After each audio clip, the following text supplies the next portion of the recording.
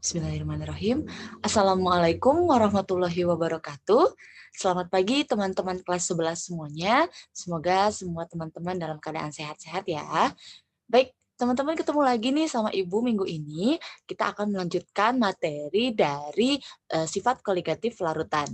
Oke, kalau minggu lalu kita sudah bahas sifat koligatif larutan non-elektrolit, hari ini kita akan lanjutkan ke sifat koligatif larutan yang elektrolit. Baik, tanpa berlama-lama, Ibu akan share materi untuk hari ini. Silahkan persiapkan alat tulisnya, kalkulator, dan semangat untuk mengerjakan soal latihan bersama hari ini. Oke.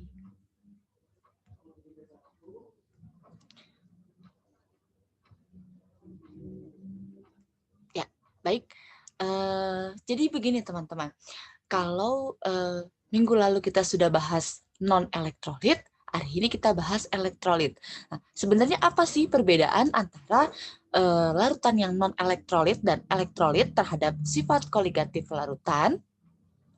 Nah, perbedaannya adalah pada zat terlarutnya. Ya, jadi pada sifat zat terlarutnya. Kalau minggu lalu zat terlarutnya itu bersifat non-elektrolit, sedangkan kalau hari ini kita akan bahas sifat koligatif dari larutan-larutan yang mengandung zat yang bersifat elektrolit. Maksudnya apa? Berarti di zat non-elektrolit ini, maksud Ibu di zat elektrolit ini, zat terlarutnya akan terionisasi dalam pelarutnya, gitu ya. Nah, karena dia bisa terionisasi dalam pelarutnya, maka efek koligatif dari larutan yang elektrolit ini akan lebih besar daripada efek koligatif larutan non-elektrolit. Mengapa demikian? Karena zat terlarut yang bersifat elektrolit akan terionisasi di dalam pelarutnya. Ya. Nah, oleh karena itu, maka akan ada perbedaan rumus pula yang kita gunakan dari sifat koligatif yang kemarin dan yang hari ini. Nah, perbedaannya terletak pada suatu faktor yang disebut sebagai faktor Van Hoff. Kita simbolkan dengan I. Ya, setelah ini akan Ibu kasih tahu rumusnya apa.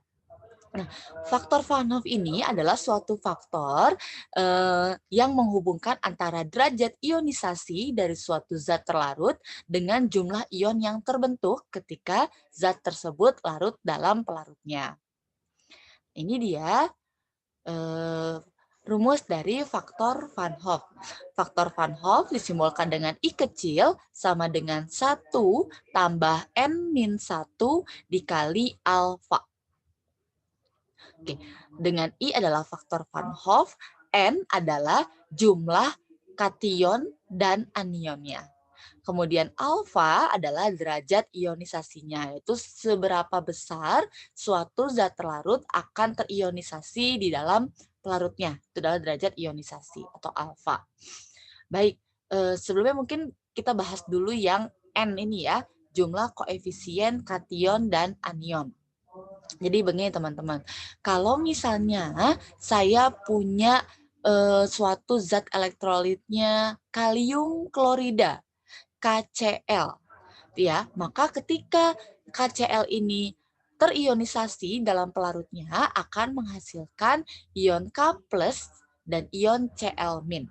Maka N-nya, jumlah koefisien kation dan anionnya ini adalah 2. Dari mana 2? 2 itu dari 1 ion K+ dan 1 ion Cl-. Jadi jumlah kation dan anionnya ada 2, 1 K+, 1 Cl-. Ya. Sedangkan kalau derajat ionisasi, kalau dia diketahui di soal, biasanya kata-katanya zat elektrolit KCl terionisasi 80% misalnya. Berarti derajat ionisasinya 80/100 karena 80% terionisasinya. Berarti derajat ionisasinya 0,8. Kalau kata-katanya terionisasi sempurna, berarti derajat ionisasinya 1. Karena nilai derajat ionisasi itu paling besar adalah 1. Ya. 0 sampai 1. 0 itu berarti paling tidak terionisasi, sedangkan 1 itu yang paling terionisasi sempurna. So, kalau ada kata-kata KCl terionisasi 50% atau sebagian. Nah, berarti nilainya 0,5 derajat ionisasinya. Karena sebagian berarti 50%, derajat ionisasinya 0,5. Seperti itu ya. Jadi N adalah jumlah kation dan anion, alfanya derajat ionisasi. Nah, baik. Kemudian bagaimana Bu penerapan dari faktor Van Hoff ini terhadap rumus-rumus dari sifat koligatif larutan? Nah, seperti yang di bawah yang di tabel. Jadi, rumus dasarnya semuanya sama dengan sifat koligatif dari larutan yang non-elektrolit. Perbedaannya, untuk elektrolit ditambahkan faktor Van Hoff di rumusnya. Di rumus penurunan tekanan uap, rumus kenaikan titik didih, rumus penurunan titik beku, dan rumus tekanan osmotik. Semuanya dikalikan I. Ya. Berarti kalau di penurunan tekanan uap, di rumus yang delta P sama dengan XT kali P0 juga dikalikan faktor Van Hoff atau dikalikan I. Begitu juga dengan kenaikan titik didih, penurunan titik beku, dan tekanan osmotik. Ya, so buat teman-teman ketika mengerjakan soal karena sudah belajar zat terlarut elektrolit dan non-elektrolit, ketika punya soal identifikasi dulu di awal apakah ini sifat koligatifnya untuk larutan non-elektrolit atau elektrolit. Kalau zat terlarutnya elektrolit, maka teman-teman cepat-cepat menghitung I dulu di awal. Supaya nanti langsung dimasukkan ke dalam rumus. Supaya tidak lupa. Khawatirnya lupa, teman-teman mengerjakannya pakai rumus yang non-elektrolit, maka hasilnya akan berbeda. Gitu ya. Penilaiannya berarti nggak sempurna juga. Ya, karena salah menggunakan rumus.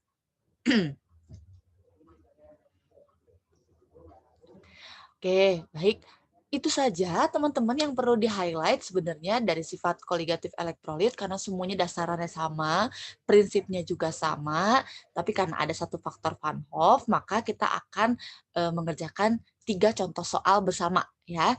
Yuk kita kerjakan bareng-bareng. Silakan teman-teman siapkan alat tulisnya dan alat hitungnya. Kalau misalnya ada yang kurang mengerti atau kurang paham, nanti boleh teman-teman menambahkan komentar gitu ya di Google Classroom-nya. Nanti akan Ibu jawab atau kita bisa diskusi juga via grup WhatsApp. Ya. Oke, baik. Kita coba kerjakan soal nomor 1 ini. Baik. Contoh soal nomor 1. Hitunglah titik didih 6,84 gram aluminium sulfat di dalam 250 gram air. Jika derajat ionisasi aluminium sulfat pada konsentrasi tersebut adalah 0,9.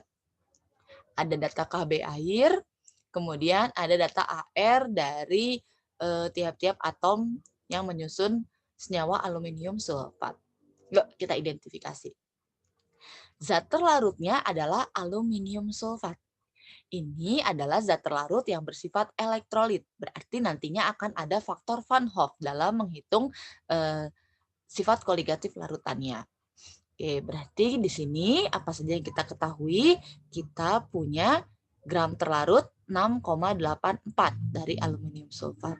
Kemudian ada gram pelarutnya air 250 gram. Derajat ionisasi aluminium sulfat berarti alfa sebesar 0,9. Beserta data tambahan Kb dan AR-nya. Oke, tadi karena aluminium sulfat bersifat elektrolit, maka kita menghitung I. Ya. Nah, oke. Jangan lupa menghitung I di awal. Baik, untuk memudahkan, kita akan mengerjakan menggunakan Pentap ya. Ibu izin stop share dulu. Kita masuk ke Pentap.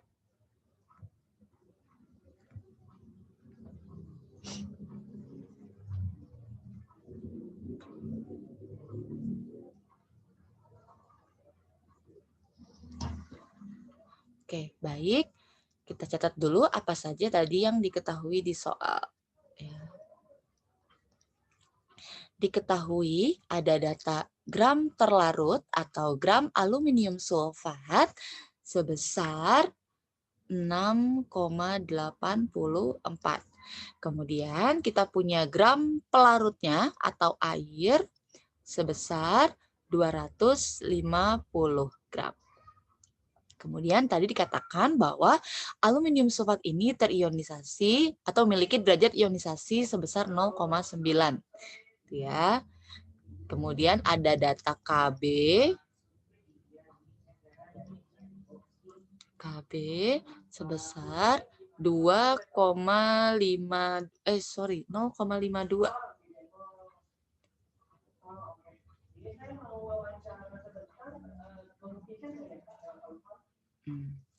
Kita punya data KB-nya 0,52 derajat Celcius per molal.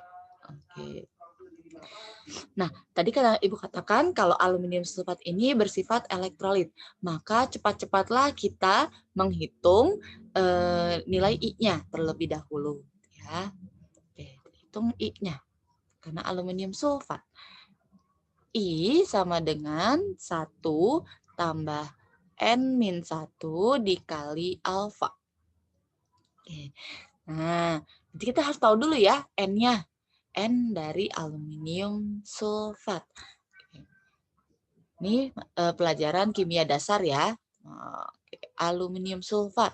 Berarti Al2SO4 3 kali.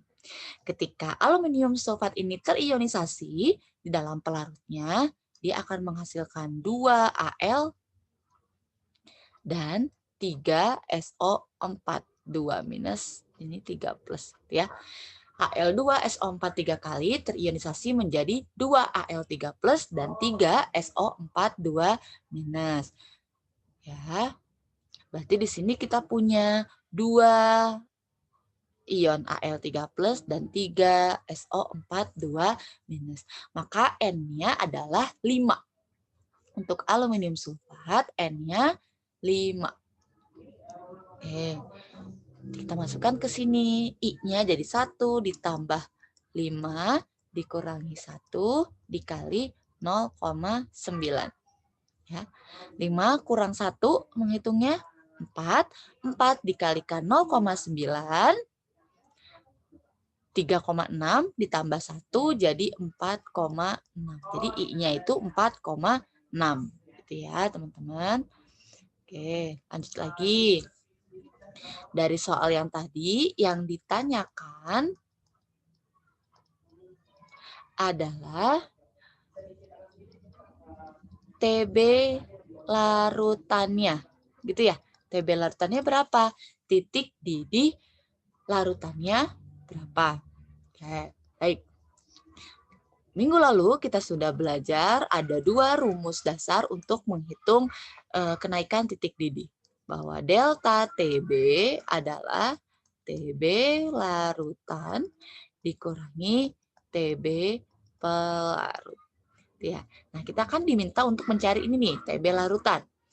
TB pelarutnya kita punya air, ya. Berarti kita anggap di sini tekanan 1 atm, dia akan mendidih di 100 derajat Celcius. Tapi delta TB-nya kita belum dapat. Maka kita harus mencari nilai delta TB menggunakan rumus molalitas dikali KB dikali faktor Van Hoff. Ya, kita cari dulu yang ini sebelum kita mendapatkan nilai TB larutan. Oke. Di sini ya. Delta TB sama dengan molalitas gram terlarut 6,84 gram dibagi MR dari aluminium sulfat. Ya, silakan teman-teman kotret ya. Berapa MR dari aluminium sulfat? Al2SO4 3 kali. ArAl 27, ArS 32, Ar oksigen 16. Silakan dihitung, hitung. Nilai MR-nya adalah 342. Monggo kalau ada yang salah Ibu dikoreksi ya. 342 gram per mol dikali 1000 per gram pelarutnya. 250. Ya. Kemudian dikali KB-nya 0,52 derajat Celcius per molal. Dikali I. I-nya tadi kita sudah dapat ya, 4,6. Ya. Maka nilai delta TB kita peroleh dari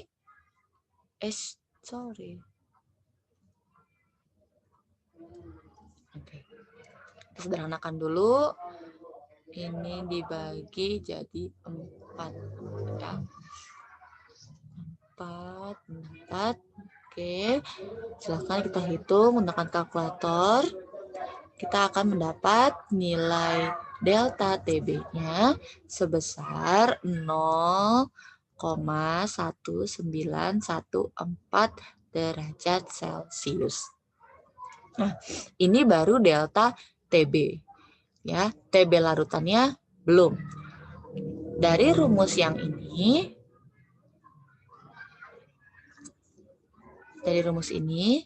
kita bisa mendapatkan TB larutan. TB larutan sama dengan delta TB ditambah TB pelarut. Ya, berarti 0,1914 ditambah titik didih pelarutnya 100 derajat Celcius. Maka kita dapat di sini ya, titik didih larutan aluminium sulfat adalah 100,1914 derajat Celcius. Ya, mau disederhanakan 2 angka koma juga go, jadi 100,20 boleh ya. 100,2 boleh. Oke, ini untuk contoh soal yang pertama. Ada yang mau ditanyakan? Silakan, kalau belum jelas nanti boleh disampaikan di kolom komentar. Ya. Baik, Ibu izin untuk clear, kita lanjut ke soal yang kedua.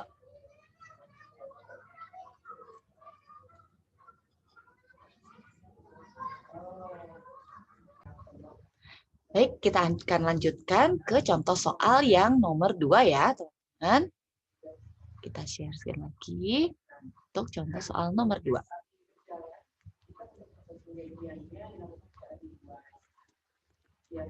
Oke. Contoh soal nomor 2, berapa gram garam dapur atau NaCl harus dilarutkan ke dalam 100 gram air agar larutannya membeku pada negatif 2 derajat Celcius. NaCl terionisasi sempurna. Oke, kita identifikasi dulu ya.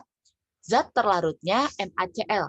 Jelas, zat yang bersifat elektrolit. Berarti teman-teman harus menghitung faktor Van Hoff. Gitu ya. Oke, apa saja yang diketahui? Yang diketahui adalah 100 gram air. Sini air sebagai pelarut. Berarti kita punya data gram terlarut 100 gram. Kemudian agar larutannya membeku. Berarti titik beku larutan. Jadi negatif 2 di sini adalah titik beku larutan. NaCl terionisasi sempurna. Maka nilai alfanya atau derajat ionisasinya adalah 1 karena terionisasi sempurna. Gitu ya teman-teman ya. Yang ditanya di soal ini adalah massa dari NaCl. Berarti gram terlarutnya yang ditanyakan. Oke, kita kerjakan bersama menggunakan whiteboard ya. Kan pen tab.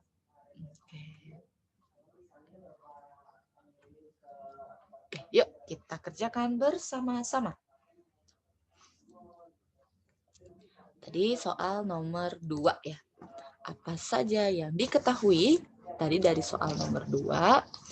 Kita punya data gram pelarutnya ya, air ya, massa air 100. Kemudian ada titik beku larutan tadi ya, sampai larutannya membeku gitu. Berarti itu titik beku larutan, negatif 2 derajat Celcius.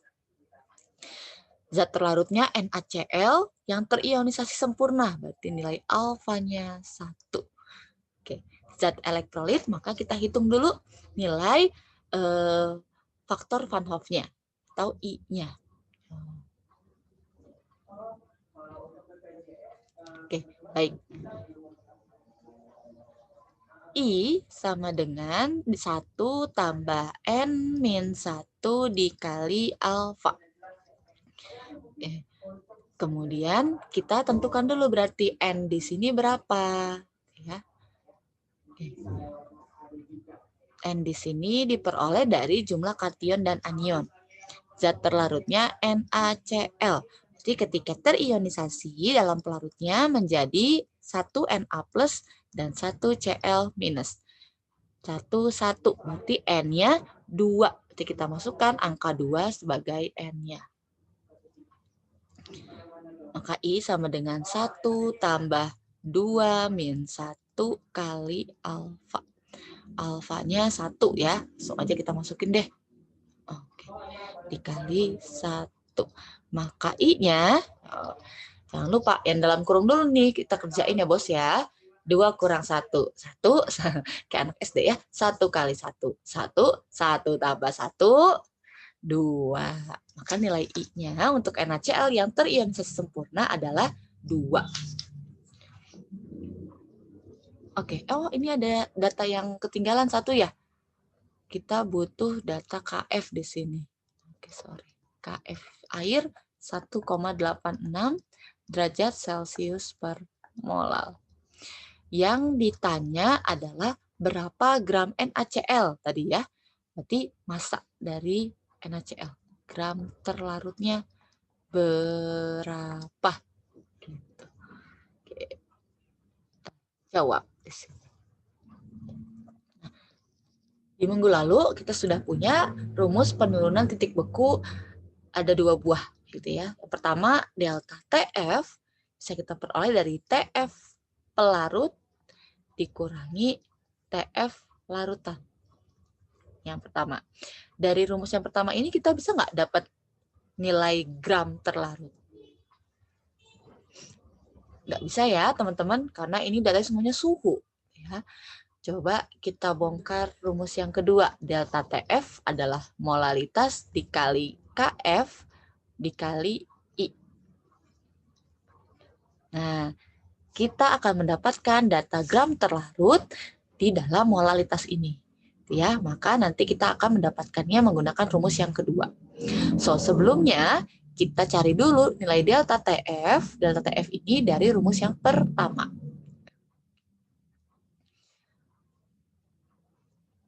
Delta TF kita dapatkan dari TF pelarut. Ini ke sini ya. TF pelarut berarti air membeku di 0 derajat Celcius dikurangi TF larutannya negatif 2. Maka delta TF-nya 2 derajat Celcius. Ya, kita sudah punya delta TF-nya, kita masukkan ke rumus yang kedua ini.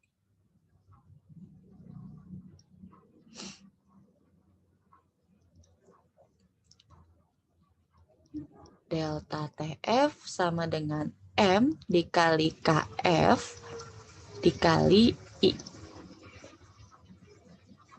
Ya, oke kita masukkan di sini ini 2 derajat Celcius sama dengan M-nya adalah molalitas.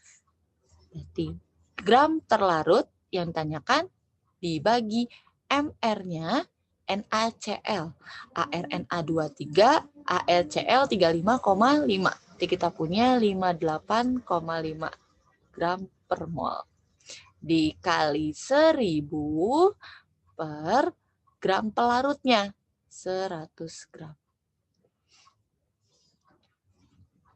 Dikali KF, 1,86 derajat Celcius per molal, dikali I-nya 2. Itu ya. Yuk kita sederhanakan perhitungan ini dengan mencoret yang sama-sama. Itu yang bisa kita sederhanakan. 2 sama 2 ini coret ya. Kemudian 1000 per 100 kita dapat 10. Ya. Oke, udah sederhana. Kita lanjutkan perhitungannya, berarti jadi 58,5 sama dengan Ini ke sana, ini ke sini, jadi 18,6 dikalikan gram terlarut. Seperti itu. Maka gram terlarutnya sama dengan 3,15. Ya, gram terlarutnya adalah 3,15 gram. Oke. Ini adalah jawaban untuk soal nomor 2. Jadi, massa NaCl yang dibutuhkan agar larutan yang membeku di negatif 2 derajat Celcius adalah sebesar 3,15 gram. Ya, silakan teman-teman cek hasil perhitungannya sama atau tidak dengan Ibu. Kalau ada yang berbeda, kita diskusikan. Oke? Baik, Ibu izin untuk menghapus dan kita lanjut ke soal nomor 3. Ya, oke, kita lanjutkan ke contoh soal nomor 3.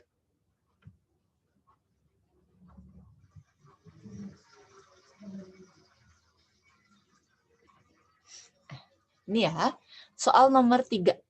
Larutan 0,1 molar NaCl yang terionisasi sempurna pada suhu yang sama isotonik dengan larutan 6 gram zat non-elektrolit dalam 500 ml larutan. Massa molekul relatif non-elektrolit tersebut adalah, oke, baik. Di sini berarti tentang sifat koligatif bagian tekanan osmotik ya. Nah, dari soal ini kita lihat bahwa terdapat 2 jenis larutan, yaitu larutan NaCl dan larutan zat non-elektrolit. Ya, kemudian di sini juga diberikan keterangan bahwa kedua larutan ini pada suhu yang sama bersifat isotonik. Sama seperti minggu lalu ya, kita mengerjakan soal yang ada keterangan isotoniknya. Berarti ini menunjukkan bahwa tekanan osmotik dari larutan NaCl sama dengan tekanan osmotik dari larutan zat non-elektrolit ini. Itu ya. Baik, apa saja yang diketahui dari soal ini? Kita punya data konsentrasi atau molalitas dari NaCl 0,1 molar. Kemudian kita punya data gram atau massa zat non-elektrolitnya 6 gram di dalam 500 ml larutan, berarti volume larutannya. Ditanyanya MR dari zat non-elektrolit tersebut. Baik, yuk kita hitung bareng-bareng.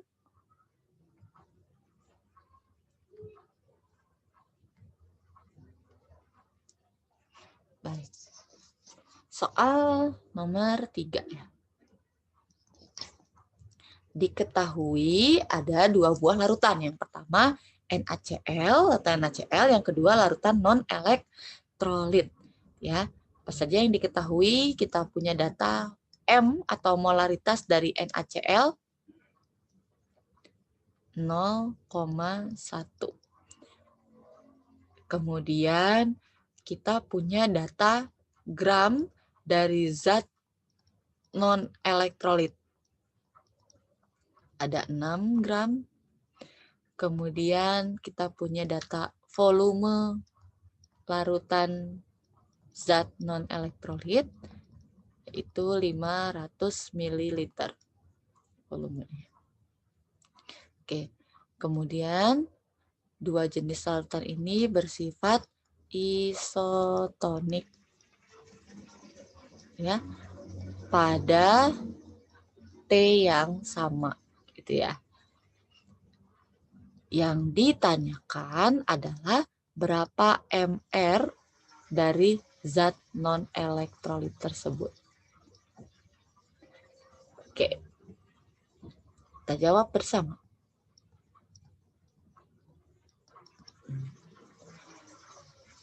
Dua buah larutan yang memiliki sifat atau